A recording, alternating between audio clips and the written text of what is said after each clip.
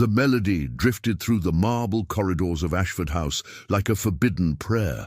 In the music room, a young tutor sat at the pianoforte, his calloused fingers coaxing beauty from ivory keys, while a blind girl listened with tears streaming down her porcelain cheeks. Neither knew that behind the velvet curtain, a woman whose word could destroy empires stood frozen, her hand pressed against her heart. What the Duchess witnessed in that stolen moment would shatter the careful architecture of her daughter's protected world and the tutor's humble existence forever. If you're listening to this story, don't forget to click the like button, subscribe to the channel, and tell me in the comments which part of the world you're listening from. I want to know how far it has traveled. The autumn rain of 1887 painted London in shades of grey, but within the towering walls of Ashford House, the world gleamed with a different kind of coldness, one polished to perfection by generations of aristocratic pride. Ethan Marlowe stood in the servants' entrance, his worn leather satchel clutched against his chest, watching rainwater pool around his scuffed boots. At 24, he possessed the kind of understated handsomeness that often went unnoticed in grand drawing rooms. Warm hazel eyes, dark hair perpetually dishevelled from anxious fingers running through it, and a lean frame that spoke of meals occasionally missed. His coat, though meticulously mended, had seen better years. "Mr. Marlowe," a stern-faced housekeeper appeared, her keys jangling at her waist like instruments of judgment. "You're precisely on time. Her Grace values punctuality above all virtues, save discretion." Ethan nodded, following her through corridors that seemed designed to remind him of his insignificance. Portraits of Ashford ancestors stared down with expressions of perpetual disapproval. The housekeeper's shoes clicked against marble floors that reflected the gaslight chandeliers above, creating an illusion of walking between two worlds of impossible grandeur. "You understand the particulars of your position?" Mrs. Hewitt asked without turning. "Lady Genevieve requires a music tutor, nothing more. You will arrive at 2 o'clock each Tuesday and Thursday. You will use the servants' entrance. You will speak only when spoken to, and you will never, under any circumstances, discuss Lady Genevieve's condition with anyone outside these walls." "I understand completely," Ethan replied, though his voice carried the slight tremor of a man who had never before crossed the threshold of such magnificence. They ascended a grand staircase, and Ethan glimpsed through open doors a world he had only read about in novels. Rooms filled with priceless paintings, furniture that cost more than his father had earned in a lifetime of labor, and in silence so profound it seemed to have weight. Mrs. Hewitt stopped before an ornate door. "Lady Genevieve lost her sight to scarlet fever when she was 7 years old. She's now 19. The Duchess has tried 17 tutors before you. Each has failed to hold her interest for more than a month." Her eyes narrowed. "You come highly recommended by Professor Ashworth, which is the only reason you're here. Do not disappoint Her Grace." The door opened, and Ethan entered a music room that took his breath away. A magnificent Erard grand piano dominated the space, its polished surface reflecting the grey light filtering through tall windows. Shelves lined with leather-bound scores climbed to a ceiling decorated with painted cherubs and clouds. But it was the young woman seated in a velvet chair by the window who commanded his attention. Lady Genevieve Ashford possessed the kind of beauty that seemed almost ethereal in its perfection. Golden hair fell in carefully arranged curls around a face of classical proportions, high cheekbones, a delicate nose, lips that curved naturally into a slight smile. Her eyes, though sightless, were a striking shade of blue-grey, like storm clouds over the Thames. She wore a gown of pale lavender silk that must have cost more than Ethan's annual salary, and her hands rested gracefully in her lap, fingers long and elegant. "Lady Genevieve," Mrs. Hewitt announced, "your new music tutor, Mr. Ethan Marlowe." Genevieve's head turned toward his voice with practiced precision. "Another one," she said, her voice carrying a note of resigned amusement. "Tell me, Mr. Marlowe, what makes you different from the 16 who came before?" Ethan found himself speaking before caution could stop him.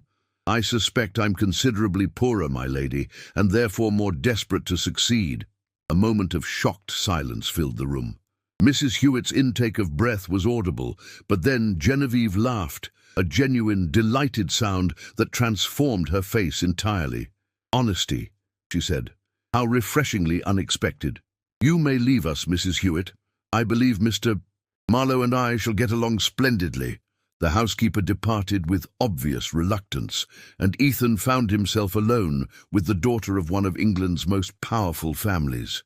He approached the piano, his fingers trailing across its perfect surface. "Professor Ashworth speaks highly of your talent," Genevieve said. "He claims you have an extraordinary gift for composition." "The professor is generous," Ethan replied, settling onto the piano bench. "I have some small skill, perhaps, but nothing compared to the masters." "False modesty is still dishonesty, Mr. Marlowe. You began so well with truth." Genevieve rose from her chair with surprising grace, navigating the room with the confidence of long familiarity.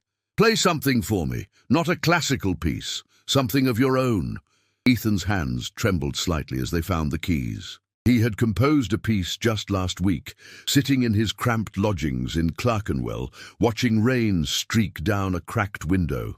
It was melancholy and hopeful at once, a meditation on beauty, glimpsed but never quite possessed. As he played, he watched Genevieve's face. Her expression shifted like clouds across the sun. Surprise, then concentration, then something deeper. Tears began to slip down her cheeks, and she made no move to wipe them away. When the final notes faded, silence stretched between them like a held breath. "That was extraordinary," Genevieve whispered. "It felt like seeing, like remembering what light looks like."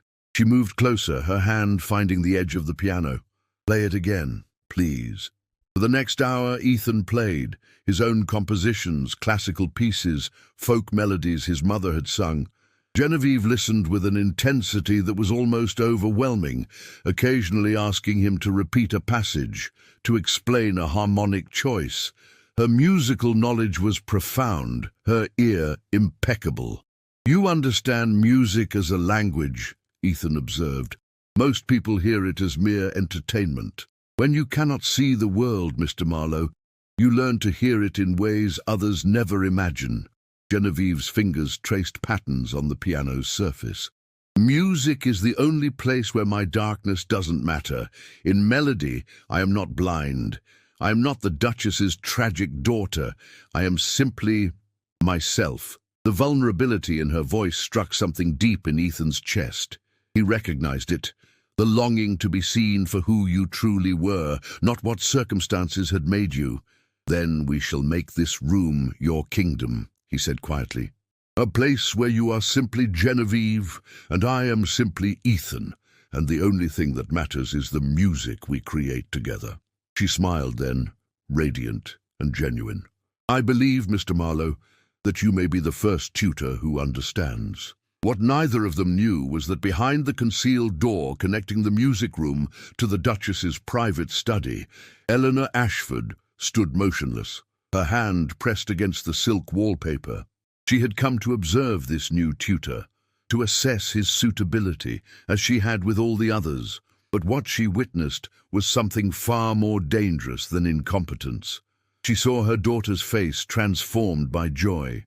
She heard in the young man's music a talent that transcended his humble station. And most troubling of all, she recognized in the way they spoke to each other the first fragile threads of a connection that could destroy everything she had so carefully constructed. The Duchess's fingers curled into a fist against the wall.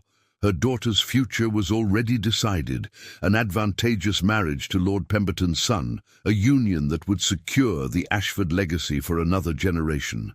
Genevieve's blindness made her vulnerable, dependent, in need of protection that only the right marriage could provide. This tutor, with his soulful eyes and his dangerous gift for making her daughter feel seen, was a threat to that carefully laid plan. As Ethan and Genevieve's laughter drifted through the hidden door, the Duchess made a decision that would set in motion events none of them could foresee. She would watch, she would wait, And when the moment came, she would do what powerful women had always done to protect their children from their own hearts. She would destroy the dream before it could take root. The weeks that followed transformed Ethan's existence into something he had never dared imagine. Tuesday and Thursday afternoons became the axis around which his entire life revolved. He would arrive at Ashford House with his heart already racing, anticipating the moment when Genevieve's face would light up at the sound of his footsteps.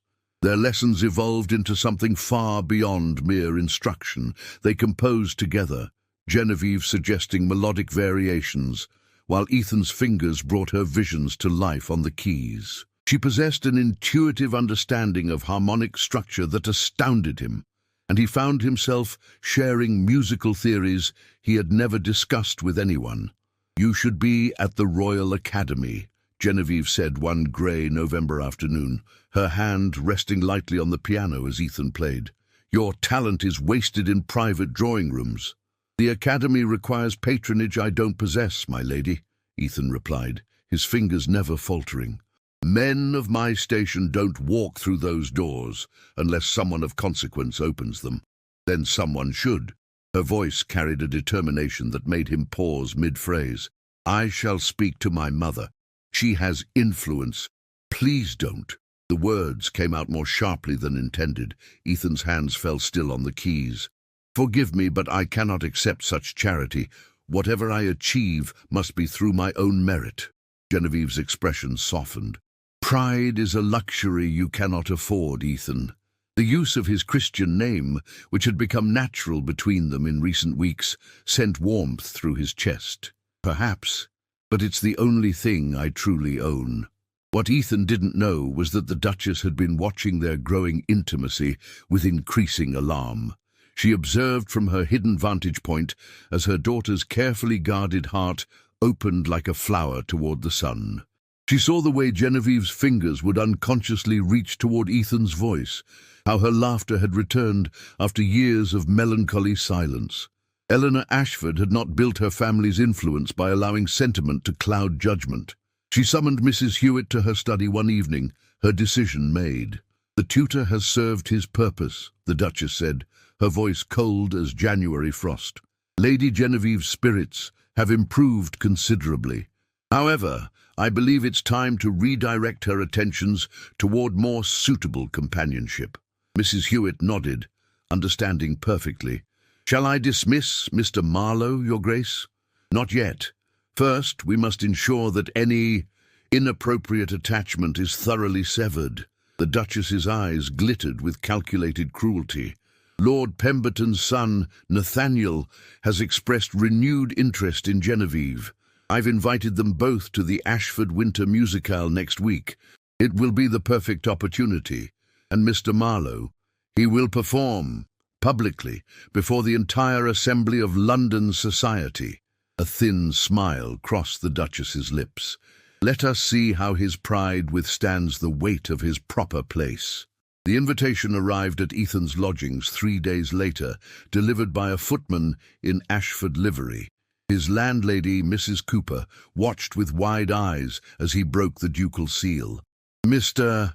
Marlowe," the letter began in elegant script, "Her Grace, the Duchess of Ashford, requests your presence at the annual Ashford Winter Musicale on December 15th. You will provide musical entertainment for the assembled guests. Your performance will begin promptly at 8 o'clock. Appropriate attire will be provided." Ethan's hands trembled as he read. To perform before London's elite was an opportunity beyond his wildest aspirations. Perhaps Genevieve had spoken to her mother after all. Perhaps this was his chance to prove his worth, to show that talent could transcend birth. He arrived at Ashford House on the appointed evening, his heart thundering with nervous anticipation. A servant led him not to the music room, but to a small chamber off the main ballroom, where evening clothes had been laid out, fine enough to appear presentable but deliberately plain, marking him clearly as hired entertainment rather than a guest. Through the walls, he could hear the murmur of arriving guests, the clink of champagne glasses, the rustle of silk and satin. He dressed carefully, his fingers clumsy with anxiety, and waited for his summons. In the ballroom, Genevieve sat in a place of honor beside her mother, wearing a gown of midnight blue velvet that made her look like a princess from a fairy tale. Her hair was dressed with sapphires that caught the candlelight, and her face bore an expression of quiet happiness. "Mr. Marlowe has composed something special for this evening," the Duchess had told her earlier. "He wished to surprise you." Genevieve's heart had soared at the words. Ethan had been working on a new piece for weeks, playing fragments for her, but never the whole. Tonight she would hear it complete, and all of London society would witness his extraordinary gift. Beside her, Nathaniel Pemberton shifted in his chair. At 28, he possessed the kind of classical handsomeness that came from generations of careful breeding. Golden hair, blue eyes, a strong jaw. He was also insufferably aware of his own consequence, and he had made his interest in Genevieve abundantly clear despite her disability. "I understand we're to be treated to some sort of musical entertainment," Nathaniel said, his tone suggesting he expected to be disappointed. "Your mother mentioned a tutor?" "Mr. Marlowe is extraordinarily talented," Genevieve replied, unable to keep the warmth from her voice. "You'll see." The Duchess rose, commanding immediate silence. "My lords and ladies, thank you for gracing Ashford House with your presence this evening. We have a special performance tonight. Mr. Ethan Marlowe, Lady Genevieve's music tutor, will play for us." The emphasis on tutor was subtle but unmistakable. A ripple of polite interest moved through the crowd, curiosity about the hired help who had been granted such prominence. Ethan entered through the servants' door, and the moment he saw the assembled crowd, his confidence wavered. Hundreds of faces turned toward him, expressions ranging from mild interest to barely concealed disdain. He searched for Genevieve and found her, her face turned toward him with an encouraging smile. He sat at the piano, his hands finding the keys, and began to play the piece he had composed, a sonata that captured everything he felt but could never speak aloud. It was a love letter written in melody, each phrase a confession of feelings that transcended the impossible distance between a tutor and a duke's daughter. The music soared through the ballroom, silencing even the most cynical listeners. Ethan poured his soul into every note, his fingers dancing across the keys with passionate precision. He played for Genevieve, only for her, forgetting the crowd, forgetting everything but the need to make her understand. When the final chord faded, silence hung in the air for a breathless moment. Then applause erupted, genuine, enthusiastic, surprised. Ethan rose, bowing awkwardly, his face flushed with triumph and relief. "Quite impressive," Nathaniel said loudly, his voice cutting through the applause. "For a servant." The word landed like a slap. The applause faltered, then died. Ethan's face went white. "Indeed," the Duchess said smoothly, rising from her seat. "Mr. Marlowe has been an adequate instructor for Genevieve's amusement. However, I believe his services are no longer required. Lady Genevieve has progressed beyond what a tutor of his limited experience can provide." Genevieve's head snapped toward her mother. "What? Mother, you cannot—" "Furthermore," the Duchess continued, her voice rising to override her daughter's protest, "I am pleased to announce the engagement of my daughter, Lady Genevieve Ashford, to Lord Nathaniel Pemberton. The union will take place this spring." The ballroom erupted in surprised congratulations. Genevieve sat frozen, her face drained of all color. "No," she whispered, but her voice was lost in the commotion. Ethan stood by the piano, watching his world collapse. He understood now, the invitation, the performance, the public setting. It had all been orchestrated to remind him of his place, to humiliate him before he could dare to dream above his station. His eyes met Genevieve's across the crowded room, and he saw tears streaming down her face. She was shaking her head, her hands gripping the arms of her chair as if to rise, but her mother's hand on her shoulder held her firmly in place. "I believe that concludes our entertainment," the Duchess said, dismissing Ethan with a gesture. "Mrs. Hewitt will see you out. Your final wages will be sent to your lodgings." Ethan walked through the ballroom in a daze, aware of eyes following him, of whispered comments about presumptuous tutors and their proper place. The servant's door closed behind him with a finality that echoed through his chest like a death knell. In the ballroom, Genevieve finally found her voice. "How could you?" she demanded, her tears falling freely now. "How could you do this to him, to me?" "I have secured your future," the Duchess replied coldly. "You will thank me when you are Lady Pemberton, protected and provided for as your condition requires." "My condition?" Genevieve's voice rose, drawing startled looks. "You mean my blindness? I am not helpless, Mother. I am not a child to be bartered." "You are exactly that," the Duchess interrupted, her voice low and fierce. "A blind girl, with romantic notions about a penniless tutor. Did you think I didn't see? That I would allow you to throw away your future for a man who can offer you nothing but poverty and obscurity?" Genevieve stood, her whole body trembling. "He offered me something you never have. He made me feel like I mattered for who I am, not what I represent." She turned and walked from the ballroom with careful, measured steps, her dignity intact, despite the tears that continued to fall. Behind her, the Duchess watched with an expression that might have been regret, had her face not been so carefully controlled. Outside, in the cold December night, Ethan walked through London's streets without seeing them. The rain had returned, soaking through his borrowed evening clothes, but he barely noticed. His mind replayed the scene over and over, Genevieve's tears, the Duchess's calculated cruelty, his own naive hope shattered like glass against marble floors. He had been a fool to imagine that talent could bridge the chasm between their worlds. The Duchess had taught him a lesson he would never forget. Some cages were gilded and some were made of poverty, but both were equally inescapable.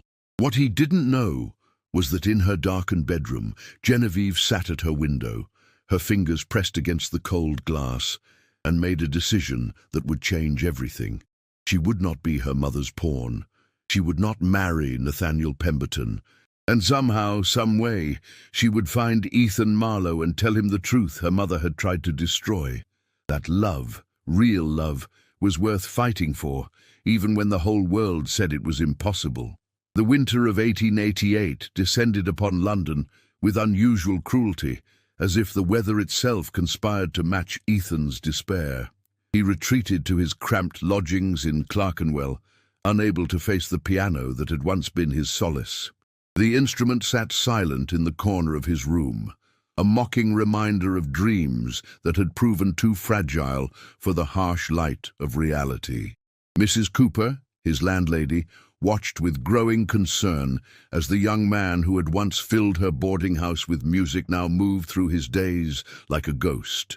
She brought him tea he didn't drink and meals he barely touched, clucking her tongue with maternal worry. "You'll waste away to nothing, Mr. Marlowe," she scolded one grey January morning. "Whatever happened at that grand house, it's not worth dying over." But Ethan couldn't explain that something inside him had broken that night at Ashford House, not just his heart, but his belief that merit and talent could overcome the accident of birth. He had been shown his place with surgical precision, and the wound refused to heal. A letter arrived in mid-January, forwarded from Professor Ashworth. Ethan recognized the handwriting immediately. His Aunt Cordelia, his mother's elder sister, whom he hadn't seen in nearly 5 years. She lived in Bath, having made a modest fortune through shrewd investments and an independent spirit that had scandalized the family. "Dearest Ethan," the letter began, "I have heard through certain channels that you find yourself at loose ends in London. Beath's winter season is upon us, and I am in need of a companion with musical talents to assist with my salon gatherings. The pay is adequate, the company stimulating, and the distance from whatever has dimmed your spirits might prove restorative. Come at once. Your loving Aunt, Cordelia." Ethan stared at the letter for a long moment, then began to pack his few belongings. There was nothing left for him in London but memories that cut like broken glass. Bath welcomed him with its honey-coloured stone and thermal springs, a city that seemed to exist in a gentler, more civilized age. Aunt Cordelia's townhouse on the Royal Crescent was elegant but unpretentious, filled with books and art rather than ostentatious displays of wealth. Cordelia herself was a revelation. At 52, she possessed the kind of beauty that came from intelligence and vitality rather than mere youth. Her grey-streaked auburn hair was dressed simply, her clothing fashionable but practical, and her eyes, the same hazel as Ethan's, sparkled with keen observation. "You look dreadful," she announced upon his arrival, embracing him warmly. "Heartbreak or humiliation?" "Both," Ethan admitted, surprised by his own honesty. "Excellent. Those are the experiences that either destroy us or forge us into something stronger." She linked her arm through his, leading him into a drawing room where afternoon light streamed through tall windows. "You'll stay here, help me with my gatherings, and gradually remember that you are more than whatever wound you're nursing." Cordelia's salon attracted an eclectic mix of Bath society, not the highest aristocracy, but intellectuals, artists, progressive thinkers, and wealthy merchants whose money was newer than their ideas. They gathered twice weekly to discuss literature, science, politics, and art, with musical performances providing interludes between passionate debates. At first, Ethan could barely bring himself to play. His fingers felt clumsy on the keys, and every melody reminded him of Genevieve's face as she listened, transported by sound to a world where her blindness didn't matter. But Cordelia was patient and persistent. "Music is not your enemy, nephew. It's your voice. Don't let one cruel woman's actions silence you forever." Gradually, hesitantly, Ethan began to play again. The salon audiences were appreciative and genuine, responding to his talent without the calculating assessment of London's elite. He found himself composing again, though the pieces were darker now, tinged with melancholy and hard-won wisdom. It was at one of these gatherings in late February that Ethan met Dr. Helena Winters, a physician who had studied in Edinburgh and returned to Bath to establish a practice treating women and children. She was 35, striking rather than beautiful, with intelligent dark eyes and a direct manner that some found off-putting but Ethan found refreshing. "Your playing is extraordinary," she said, after he had performed a new composition. "But there's a wound in it, something unresolved." Ethan found himself telling her the story, not all of it, but enough. The tutoring position, the growing connection, the public humiliation. Helena listened without interruption, her expression thoughtful. "The Duchess of Ashford," she said finally. "I know of her. She visited Bath last summer, consulting specialists about her daughter's blindness. There was talk that she was desperately seeking a cure, not for the girl's sake, but because a blind daughter was harder to marry off advantageously." The words struck Ethan like a physical blow. "She sees Genevieve as a problem to be solved. Many mothers of that class see their daughters as assets to be managed," Helena replied. "It's a cruelty disguised as protection. But tell me, Mr. Marlowe, this young woman, did she share your feelings?" Ethan's throat tightened. "I never spoke of them. How could I? The distance between us was insurmountable. Was it? Or did you assume it was because that's what society told you?" Helena's gaze was penetrating. "Sometimes the cages we inhabit are built as much by our own acceptance as by others' construction." The conversation haunted Ethan for days. He began to wonder if his silence had been wisdom or cowardice. Had he protected Genevieve by never speaking his heart, or had he simply protected himself from certain rejection? Meanwhile, in London, Genevieve was waging her own quiet rebellion. She refused to see Nathaniel Pemberton, pleading headaches and fatigue whenever he called. She took her meals in her room, speaking to her mother only when absolutely necessary. The Duchess watched with growing frustration as her carefully arranged plans met unexpected resistance.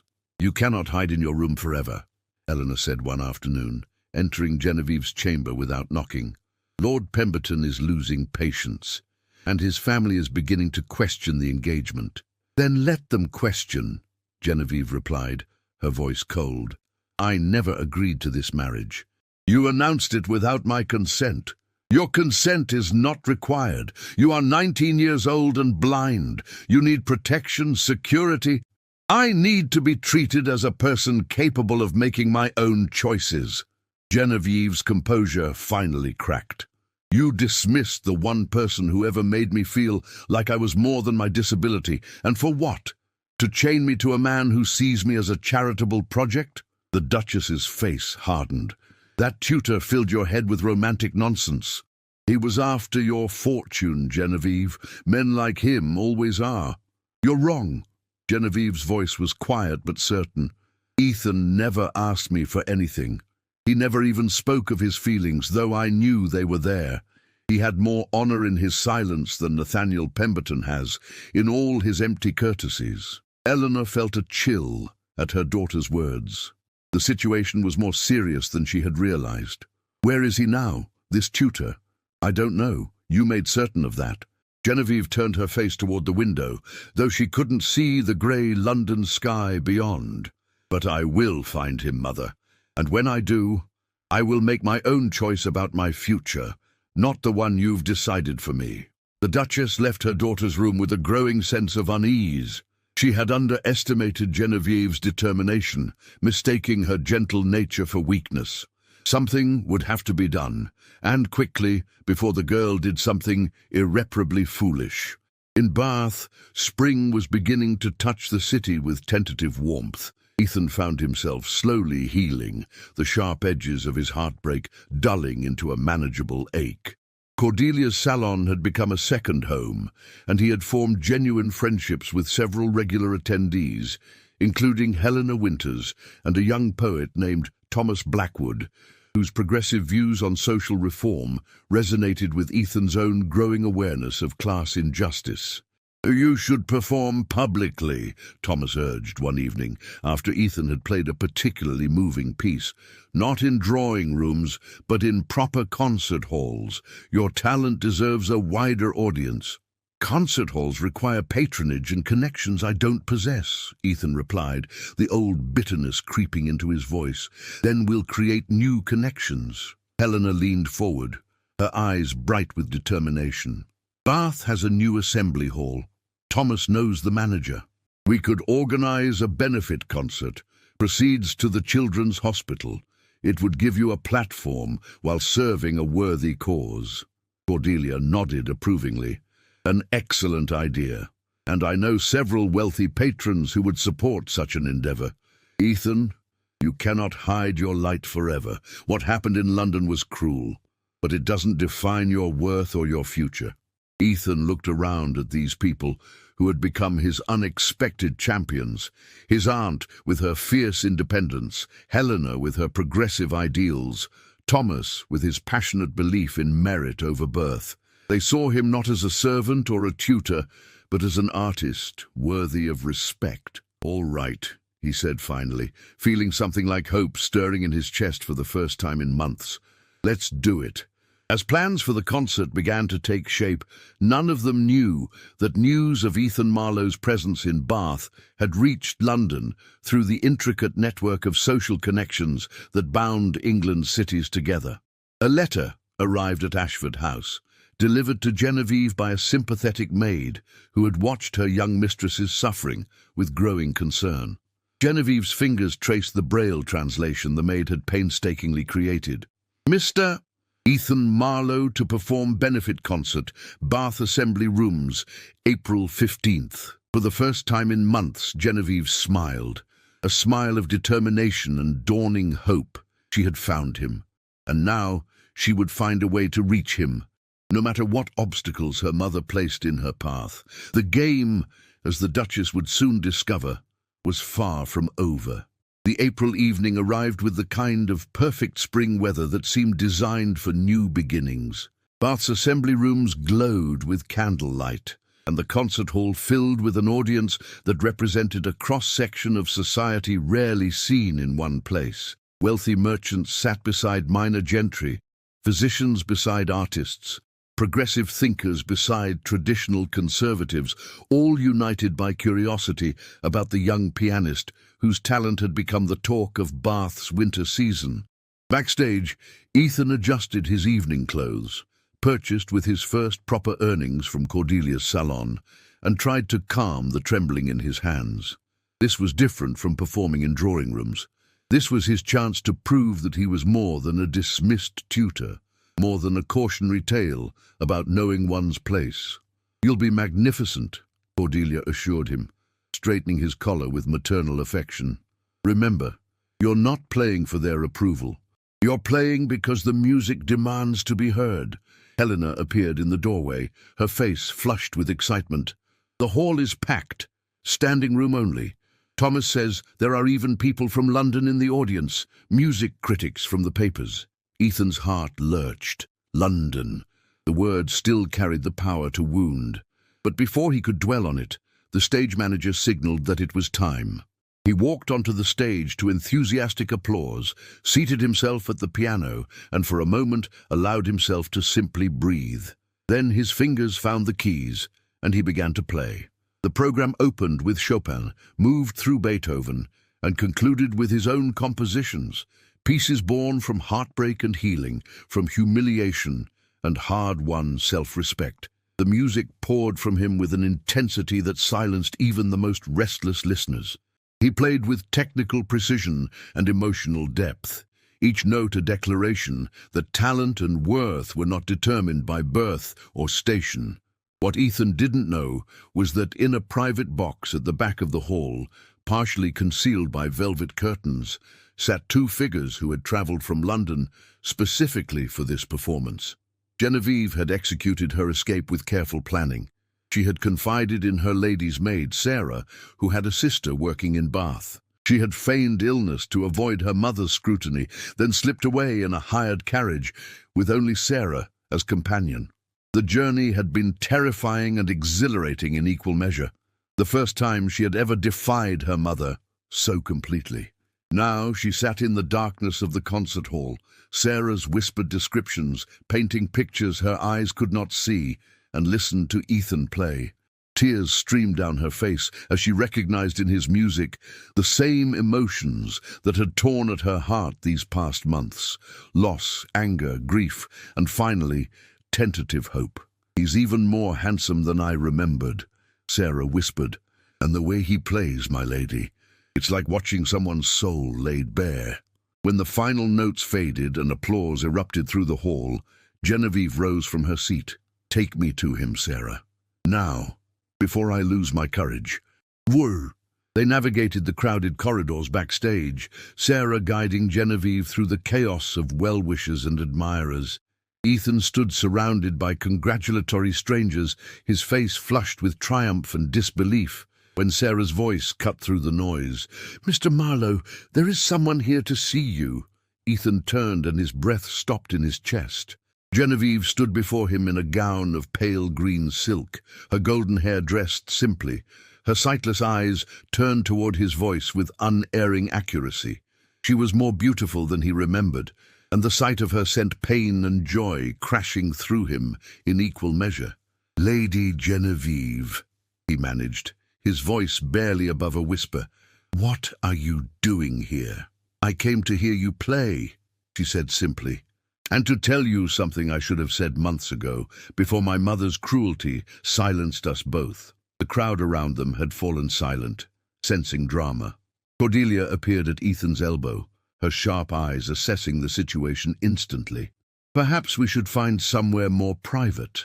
They retreated to a small anteroom, Cordelia and Sarah standing guard at the door.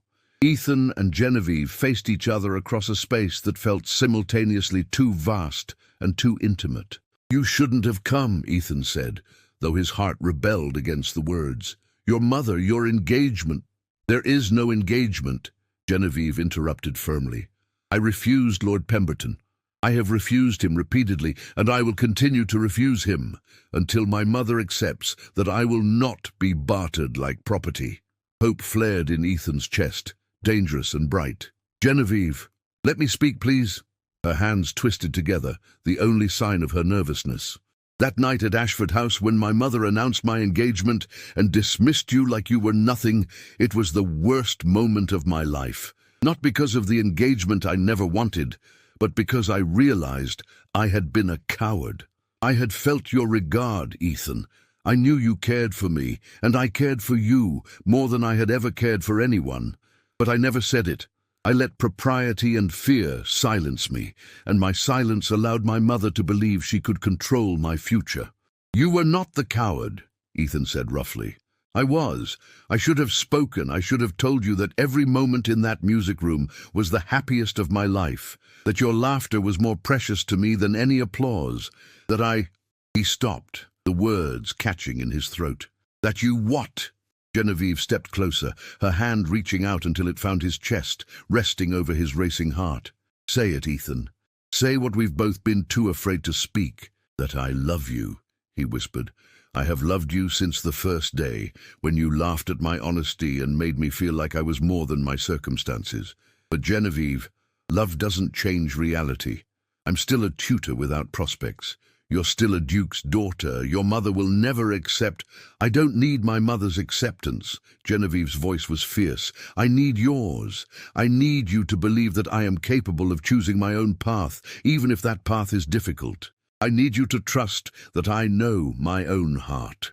Before Ethan could respond, the door burst open. A woman swept into the room with the commanding presence of someone accustomed to immediate obedience. The Duchess of Ashford had arrived in Bath. Eleanor's face was a mask of cold fury as she took in the scene, her daughter standing intimately close to the dismissed tutor, their hands clasped, their faces betraying emotions that should never have been allowed to develop. Genevieve, you will come with me immediately, the Duchess commanded. This disgraceful display ends now. No, Mother. Genevieve didn't move, didn't release Ethan's hand. I am 19 years old. I am blind, not helpless, and I am capable of making my own decisions about my future. You are a foolish girl infatuated with a fortune hunter, Eleanor snapped. Mr. Marlowe, I don't know what lies you've told my daughter, but this ends now. Name your price. How much will it take for you to disappear from her life permanently? The insult struck like a physical blow. Ethan's face went white, then flushed with anger. I want nothing from you, Your Grace. Not your money, not your approval, and certainly not your good opinion, which I wouldn't value if offered. Cordelia stepped forward, her voice cutting. Eleanor Ashford, I remember you from our debut season. You were ambitious then, and you're cruel now. Your daughter is not your property to dispose of as you see fit. The Duchess's eyes narrowed as she recognized Cordelia. Miss Hartley, I should have known you'd be involved in this sordid affair. You always did have radical notions about a woman's place. And you always did confuse control with love, Cordelia replied coolly. Your daughter is trying to tell you something important, if you'd only listen.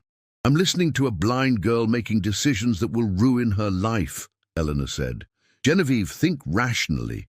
What can this man offer you? Poverty, obscurity, a life of struggle. He offers me something you never have, Genevieve said quietly. He sees me as I am, not as a problem to be solved or an asset to be managed. He values my mind, my opinions, my music. He makes me feel like a whole person, not a tragic figure to be pitied and protected. Pretty words that won't pay for food or shelter, the Duchess retorted. You have no idea what poverty truly means, Genevieve. You've lived your entire life in comfort and luxury. Do you really think love will sustain you when you're living in squalor? Eleanor Winters appeared in the doorway, drawn by the raised voices. She assessed the situation with a physician's quick eye and stepped forward. Your Grace, I am Dr. Helena Winters. I've come to know Mr. Marlowe these past months, and I can assure you he is a man of exceptional character and talent. He has been offered a position as music director at the Bath Conservatory, with a salary that, while modest by your standards, is perfectly respectable. This was news to Ethan, who stared at Helena in shock. She gave him a slight smile. The offer was to be made tomorrow, but circumstances seemed to require earlier disclosure. The Duchess's expression flickered with uncertainty for the first time. A conservatory position is hardly— It's a beginning, Genevieve interrupted, and it's more than enough. Mother, I know you believe you're protecting me, But you're suffocating me. I need to live my own life, make my own choices, even if those choices lead to mistakes. That's what it means to be human." Eleanor looked at her daughter, truly looked at her, and saw not the fragile, dependent child she had been protecting, but a young woman of strength and determination. The realization was both painful and profound. "If I allow this," the Duchess said slowly, "if I don't stand in your way, you could lose everything. Your inheritance, your place in society, your family's support." "Then I'll lose it," Genevieve said simply. "But I'll have something more valuable, my freedom and my choice." The silence that followed was broken by Ethan's voice, quiet but firm. "Your Grace, I love your daughter. I cannot offer her the wealth and status she was born to, but I can offer her respect, partnership, and a life where her worth is measured by who she is, not what she represents. I will spend every day proving myself worthy of her trust." The Duchess looked between them, her daughter's determined face, the young man's honest eyes, and felt the careful architecture of her plans crumbling. She could fight this, could use her considerable power to separate them. But she recognized in Genevieve's expression something she had seen in a mirror long ago, before ambition and duty had hardened her heart, the fierce certainty of young love. "Very well," Eleanor said finally, the words seeming to cost her greatly. "But understand this, if you choose this path, Genevieve, you choose it fully. I will not rescue you from the consequences of your decision." "I understand," Genevieve replied, "and I accept those terms." As the Duchess swept from the room, defeated but not destroyed, Ethan pulled Genevieve into his arms. She came willingly, her face turned up toward his, and when he kissed her, it felt like the beginning of everything they had been too afraid to hope for. Outside, Bath's spring evening continued its gentle unfolding, indifferent to the small revolution that had just occurred in the Assembly Room's anteroom. A revolution that proved love, when brave enough to speak its name, could indeed triumph over the rigid hierarchies of Victorian England. The scandal rippled through London society with the speed and veracity of wildfire. The Duke of Ashford's blind daughter had rejected Lord Pemberton, a man of impeccable lineage and considerable fortune, for a music tutor. The drawing rooms of Mayfair buzzed with speculation, judgment, and no small amount of schadenfreude directed at the Duchess, whose careful social manoeuvring had been so spectacularly overturned. In Bath, however, Genevieve experienced the first true freedom of her life. She took rooms at a respectable boarding house with Sarah as her companion. Supported by a modest allowance her father had quietly arranged, despite her mother's protests. The Duke, it seemed, possessed a romantic streak his wife had long since crushed in herself, but could not quite extinguish in him.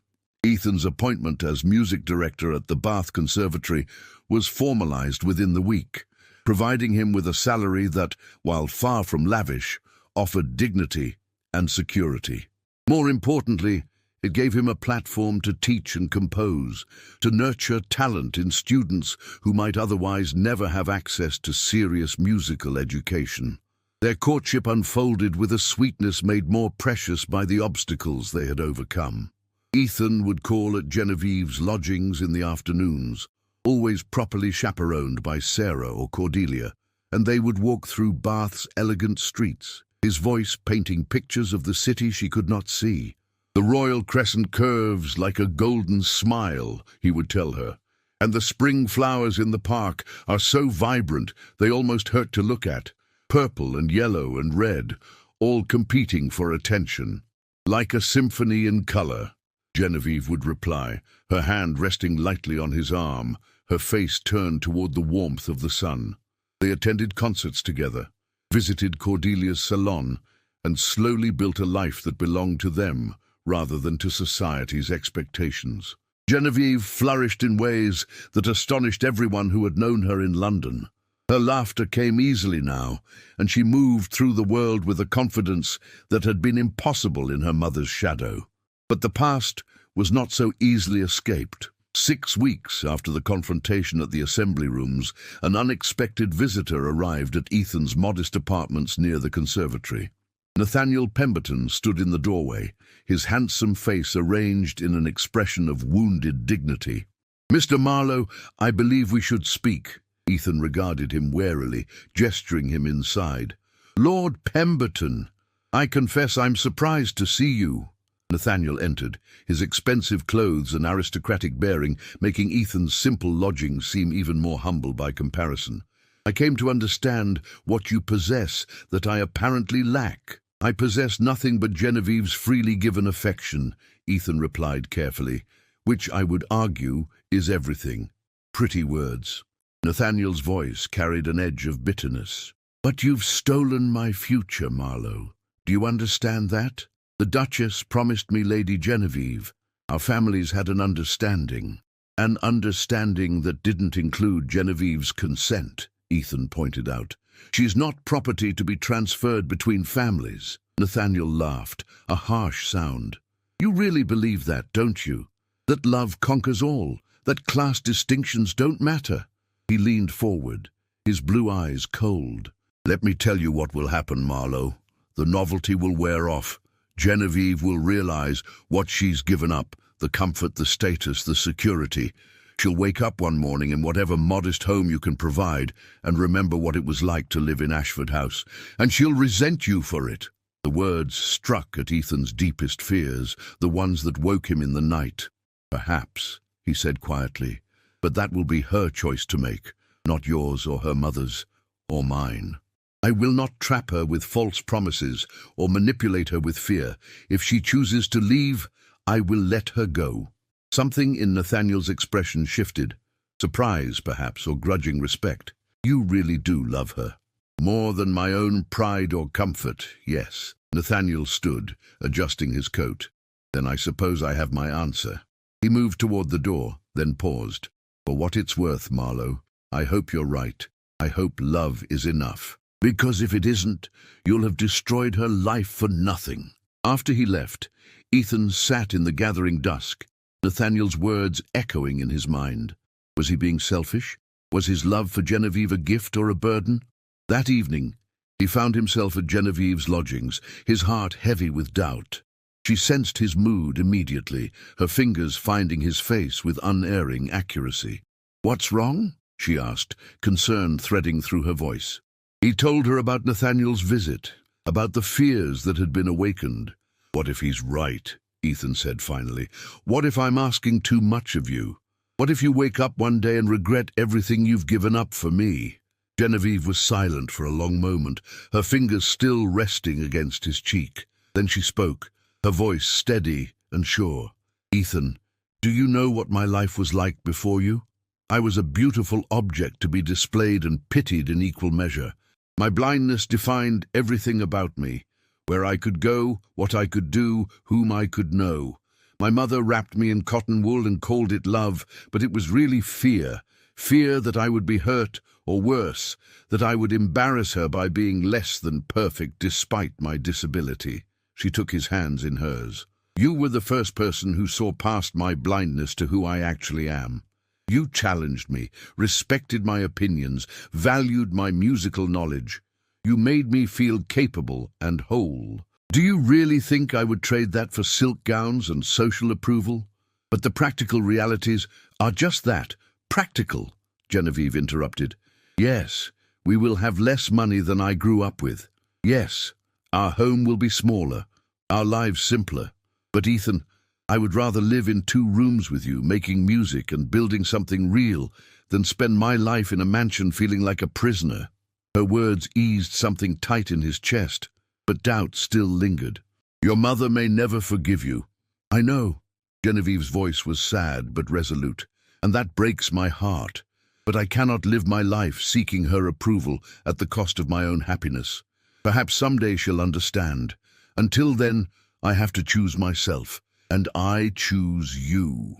They sat together in the fading light, and Ethan felt the last of his doubts dissolve. Whatever challenges lay ahead, they would face them together. The wedding took place in late June at Bath Abbey, a modest affair by aristocratic standards, but rich in genuine affection. The Duke of Ashford attended, defying his wife's wishes, and gave his daughter away with tears in his eyes. Cordelia served as matron of honour, Helena and Thomas stood as witnesses, and the conservatory students filled the church with music that soared to the ancient rafters. The Duchess did not attend, but she sent a letter that arrived the morning of the wedding. Genevieve had Sarah read it aloud. "Genevieve, I cannot pretend to understand or approve of your choice, but you are my daughter, and I find I cannot entirely abandon you, even in my disappointment.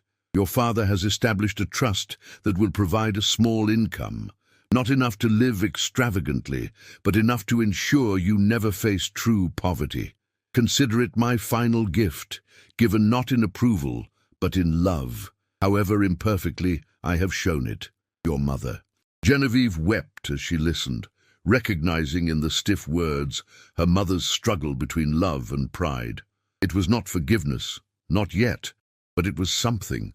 A door left slightly ajar, rather than slammed shut forever. After the ceremony, as Ethan and Genevieve stood on the Abbey steps receiving congratulations, a carriage pulled up bearing the Pemberton crest. Nathaniel emerged, impeccably dressed, his face carefully neutral. "Lady Genevieve, Mrs. Marlowe, I should say," he corrected himself with a slight bow. "I came to offer my congratulations and my apologies. I behaved poorly, motivated by wounded pride rather than genuine regard. I hope you will both be very happy." Genevieve extended her hand, which he took and kissed with courtly grace. "Thank you, Lord Pemberton. I hope you find someone who can give you the love you deserve, freely chosen, not arranged." As his carriage pulled away, Ethan pulled his wife close. "That was generous of him." "He's not a bad man," Genevieve replied, "just a product of a system that values lineage over love. I hope he learns better." They spent their wedding night at a charming inn overlooking the River Avon, and in the morning they departed for a modest cottage in the countryside that would serve as their home. It had been found by Cordelia, 2 bedrooms, a parlour with a piano, a small garden, and a view of rolling hills that Ethan described to Genevieve in such loving detail she could almost see them. As they stood in the doorway of their new home, Genevieve turned to her husband with a smile that outshone the summer sun. "Tell me again," she said. "Tell me what our life will look like." Ethan wrapped his arms around her, his voice warm with promise. "We'll fill this house with music and laughter. I'll teach at the conservatory, and you'll compose. Your talent is too great to waste. We'll have students visit for lessons and friends for dinner. We'll walk in the garden every evening, and I'll tell you about the flowers and the sunset. We'll build a life that's ours, Genevieve. Not perfect, but real and chosen and free." "It sounds," Genevieve said softly, resting her head against his chest, "like everything I never knew I wanted." And as they crossed the threshold together, leaving behind the weight of expectations and the pain of the past, neither of them looked back. Their future stretched before them, uncertain, but bright with possibility. A future they had fought for, chosen freely, and would build together one day at a time. In London, the Duchess of Ashford stood at her window overlooking the manicured gardens of Ashford House, holding her daughter's wedding announcement. She had not attended, could not bring herself to witness what she still considered a terrible mistake, but as she read the simple words, "Mr. and Mrs. Ethan Marlowe," she felt something unexpected stir in her chest. It might have been regret. It might have been the first tentative whisper of understanding. Whatever it was, Eleanor Ashford carefully folded the announcement and placed it in her private desk drawer, where she kept the few things that truly mattered to her.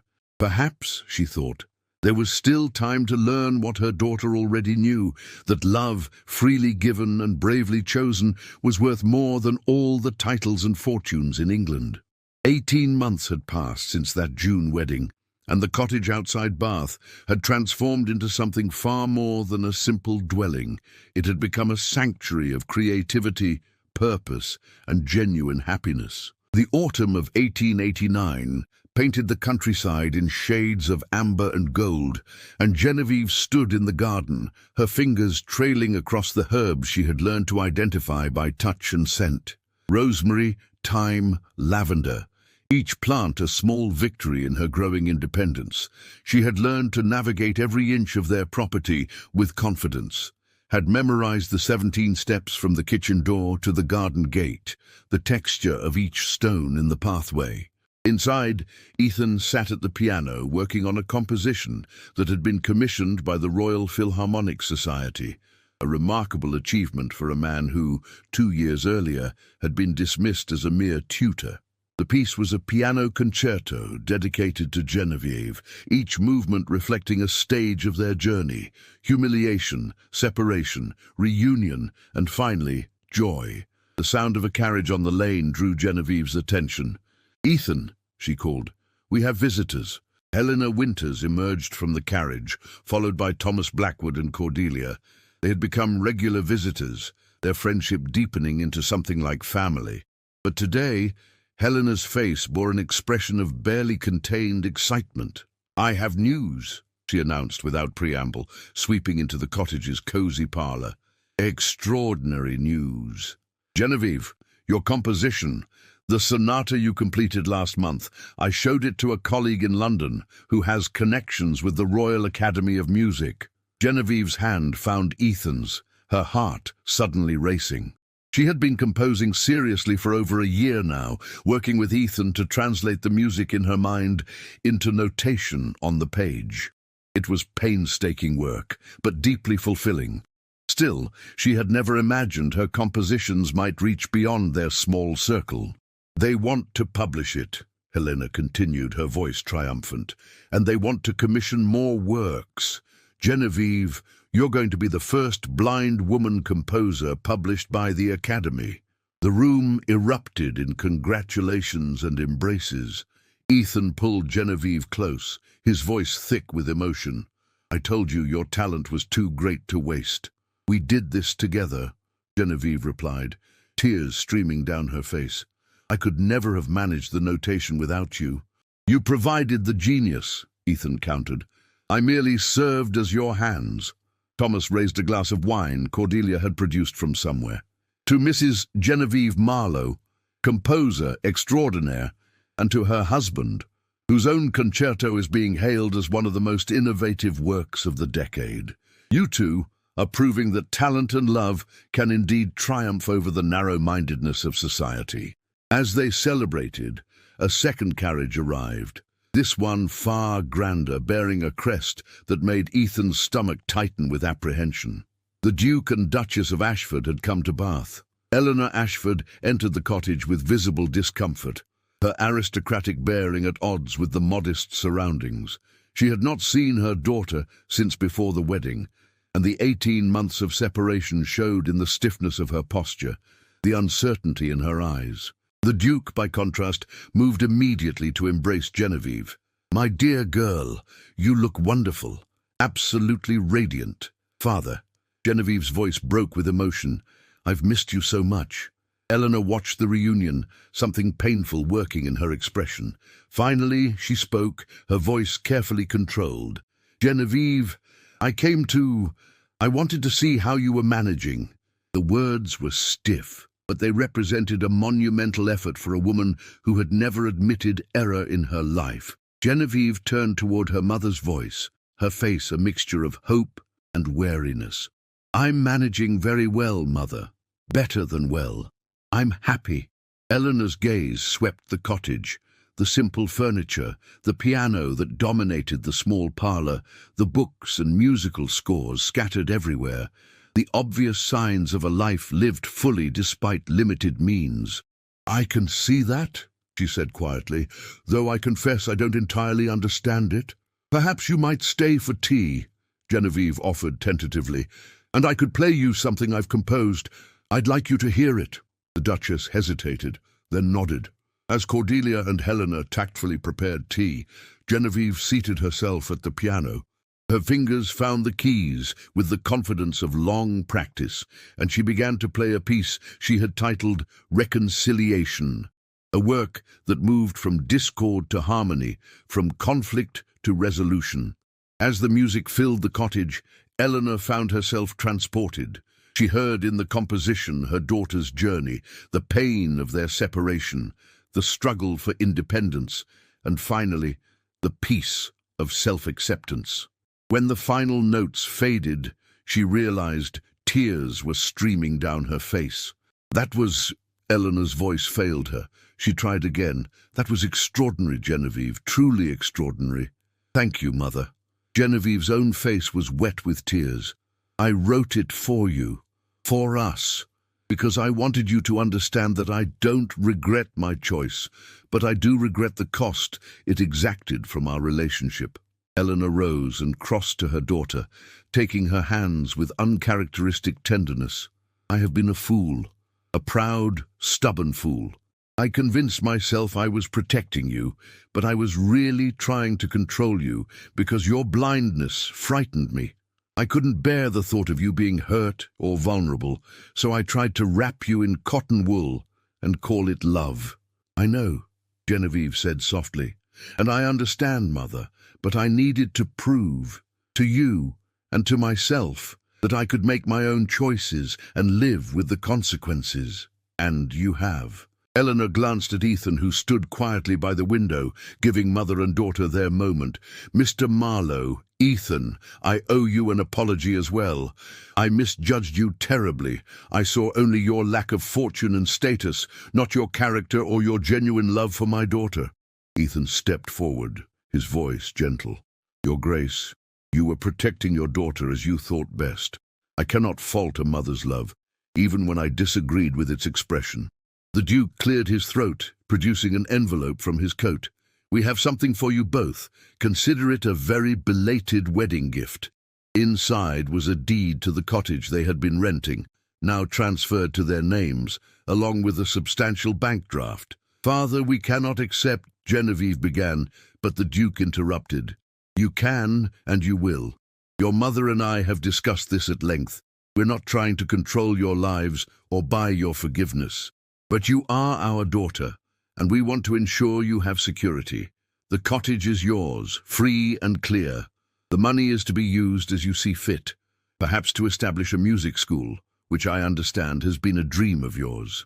Genevieve and Ethan exchanged glances, communicating in the wordless way of couples who had learned to read each other's hearts.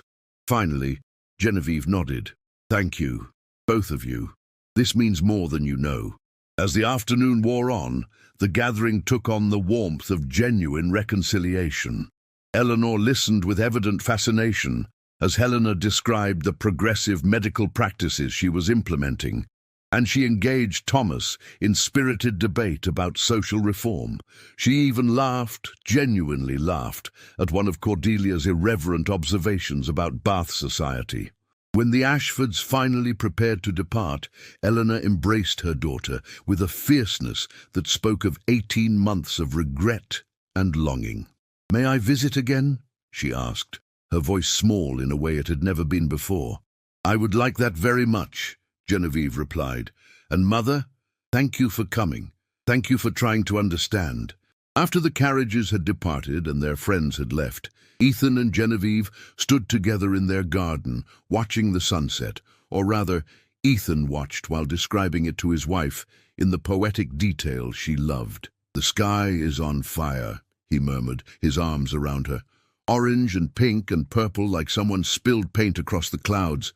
The hills are going dark, but they're outlined in gold light.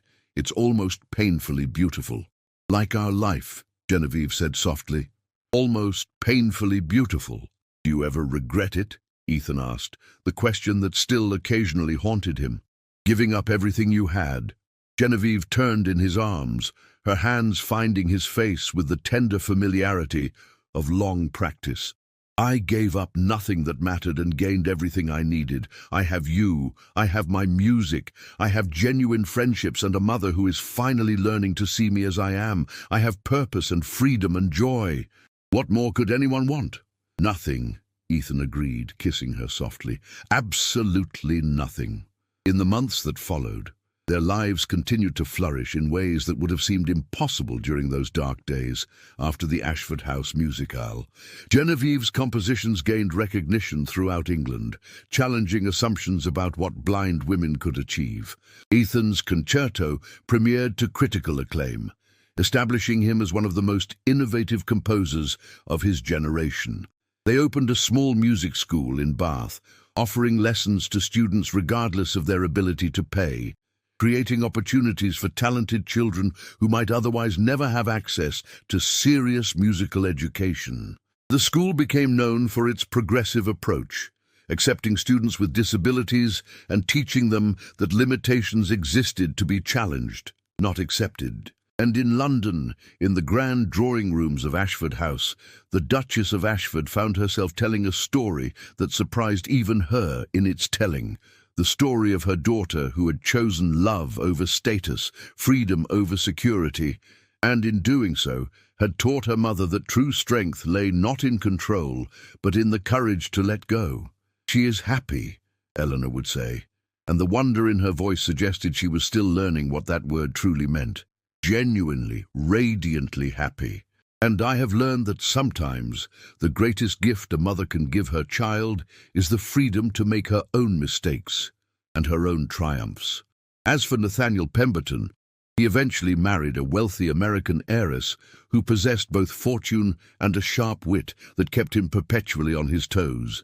He and Genevieve exchanged cordial letters occasionally, and he would later admit to friends that his rejection had been the best thing that ever happened to him, forcing him to examine what he truly wanted rather than what society expected.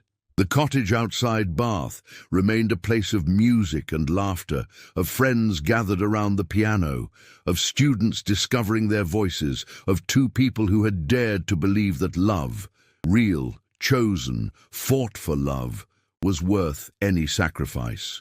And on quiet evenings, when Ethan played and Genevieve listened, they would remember that cold December night when everything had seemed lost, and they would marvel at how far they had traveled from that moment of public humiliation to this life of private joy. They had bloomed where they were planted, not in the gilded cage of aristocratic expectation, but in the fertile soil of mutual respect, genuine partnership, and love that saw beyond circumstance to the essential worth of the human heart. And that, they both agreed, was the greatest triumph of all. Thank you for listening to this story. If you enjoyed it, please like this video, subscribe to the channel, and share in the comments where in the world you're listening from. Your support means everything, and I can't wait to share more stories with you soon.